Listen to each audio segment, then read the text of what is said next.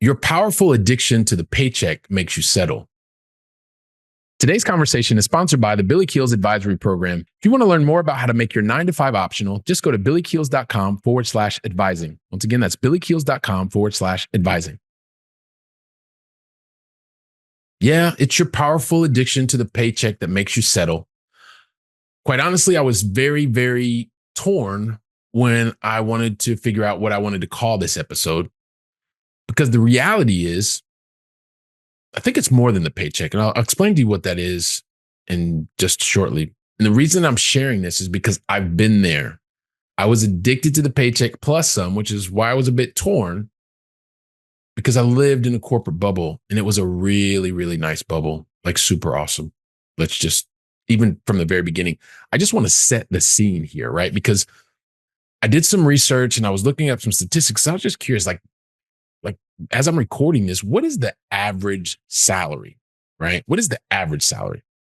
The average salary in the US, according to the BLS, the Bureau of Labor Statistics, is $59,000. The average salary in the US is $59,000, right? Because this is across industries. This is all kinds of stuff. And that sounds pretty good.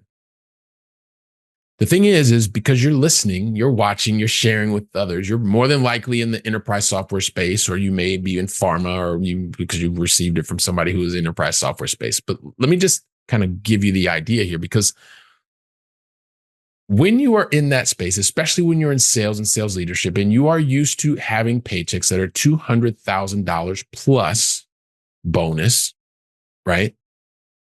And this is why I was a bit torn, because it's not just about the paycheck. It's not just about the $200,000 plus that you're earning for solving big problems. Don't get me wrong. I've been there, done that, understand it. It's not just the paycheck. It's the thing that you also receive. It's the luxury German car. It's the expense account. It's the fact that your gas is paid for. It's the fact that you even get 3, maybe 5 weeks of PTO, personal time off, vacation, holiday. It's not bad. It's really not bad. I've been there, done that.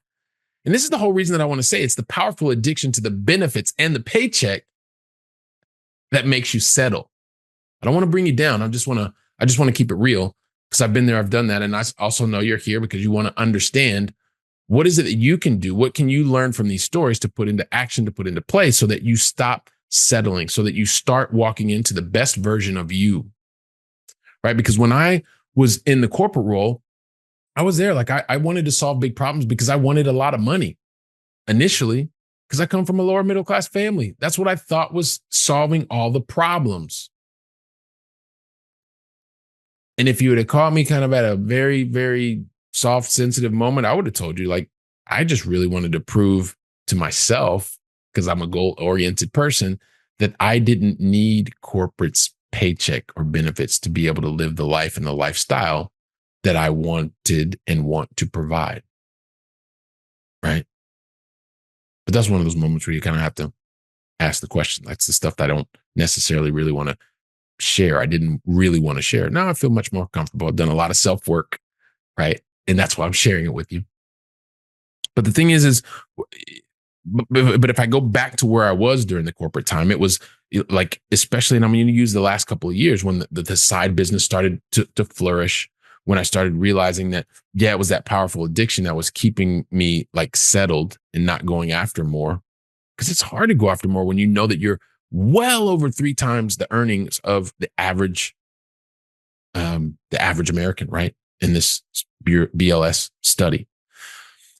The thing is I was doing it all. Like I was ready to, overachieve. I was at the field kickoff meetings in the beginning of the year and hoop and hurrah and getting ready to, what are the targets? How are we the best in the business? What are we going to do? What's the value we're going to bring to our clients? And every year I was super anxious, just like most sales leaders, sales execs.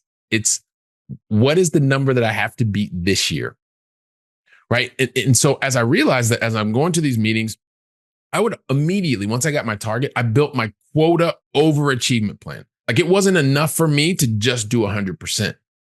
I remember one time, one of my last bosses at the big German software company that I was working for, when I got my target, we went and we sat down and, what's your plan? How are you going to get to your target? And so I presented my plan, but I didn't present how I was going to get to 100. I presented how I was going to get to 130%, because that's what I needed to be able to go to the destination, to be recognized as one of the top sales achievers in our entire company, right? So that was the mindset, was just to go there. But when I started realizing that at certain field kickoff meetings towards the end of the year, I started feeling differently.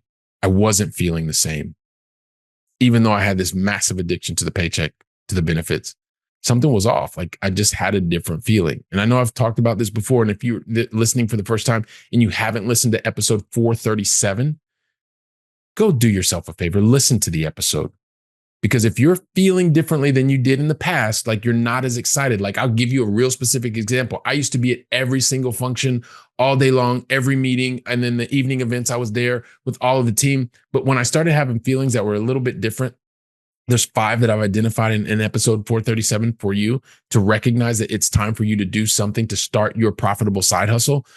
I started not going to all the functions. I started hanging out with other veterans. And while everybody else was going to the night event, we just went and had a nice quiet dinner somewhere else, talked about life, had a nice glass of wine, laughed, did our own thing, en petit comité, as we like to say.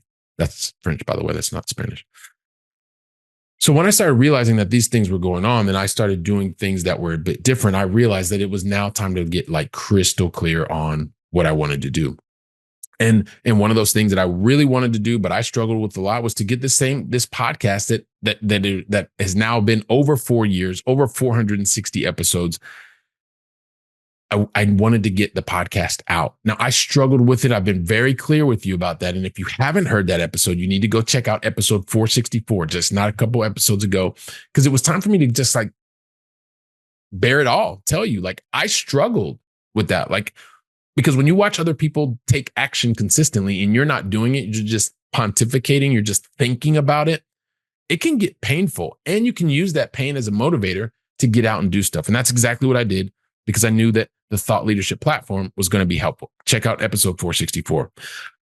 I was also, like, just to keep it real, like, I was struggling to go on camera, to be on camera, to start to share my story, to tell my story.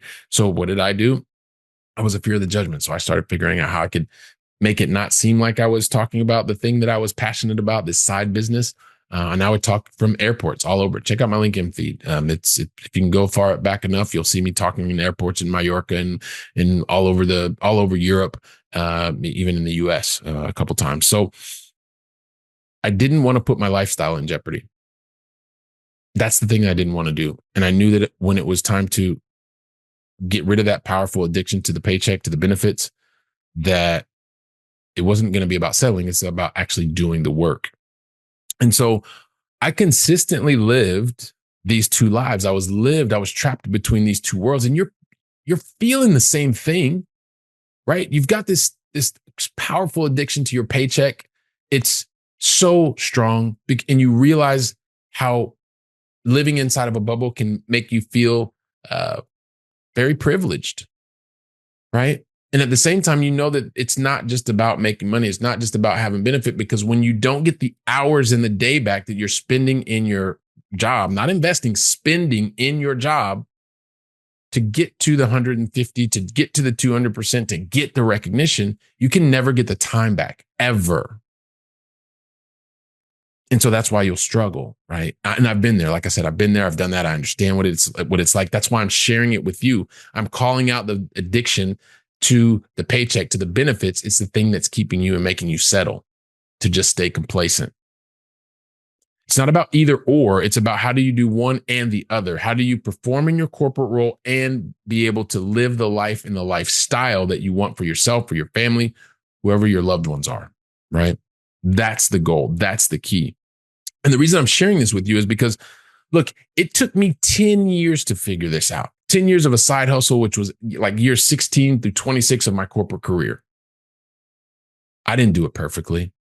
I really didn't. I pushed out my goals. I kept overworking to overachieve, and the incremental return was not what I thought it was going to be. The recognition was cool, but actually earning more money and then every dollar you earn more will, whatever your equivalent of Uncle Sam is in the country that you live in, they're putting their hand in your pocket. They're taking a lot more than they probably need to, or maybe they need to, but they would want to take more. You can't get the time back because that time is already spent somewhere else, not invested with the loved ones, and you're torn in that moment in time. And I've been there, I've done that. It took me 10 years. I don't want it to take that long for you. And when I realized that I was no longer dependent on the company's benefits, because as I talk about those 10 years that I was building the side business, definitely dependent on corporate for the first 6 years.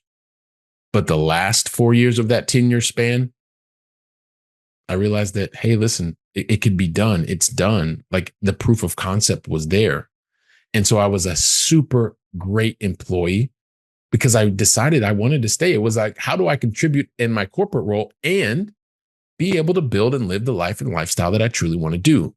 So it's not a question of or, it's how do you do one and the other? And once I got to that point, I realized that I didn't have to be addicted to the drip, to the paycheck, to the benefits. They were nice to have, but I wasn't addicted to them.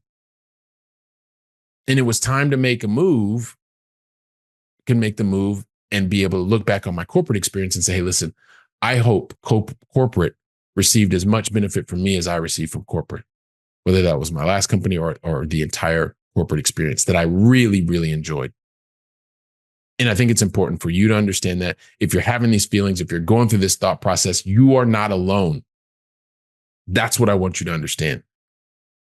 And so what I'd love for you to do is take today's episode, share it with family, share it with friends, share it with somebody that you know is stuck in a situation like that. They're stuck to the drip, to the corporate addiction of the paycheck, of the benefits, and just help them understand that they're not alone. You know that you're not alone, and start to take action. Put together the plan that you need to put together. Start to work on it daily. Get to that point where your 10 years, instead of being 6 years up front, work on making it 5 years, making it 3 years, making it 2 years. Heck, depending on what business or business plan you want to do or what your expenses are, all these kinds of things to take into consideration. It can be easier or worse. And even if you want to reach out to somebody who's already been down that path so that you can learn from their mistakes, they can recognize what you're already doing well, where the opportunities are for you. Take the step. Take the step. Anyway, listen, share today's episode. I really appreciate you doing that. Thanking you in advance. I want to say, while you're doing that, while you're sharing it, while you're talking to family, talking to friends, talking to your other corporate colleagues, I'll be here preparing for the next episode. So until then, go out and make it a great day. And thank you very, very much. Today's conversation was sponsored by the Billy Keels Advisory Program. If you're looking to make your 9-to-5 optional and need some help, just go to billykeels.com/advising. Once again, that's billykeels.com/advising.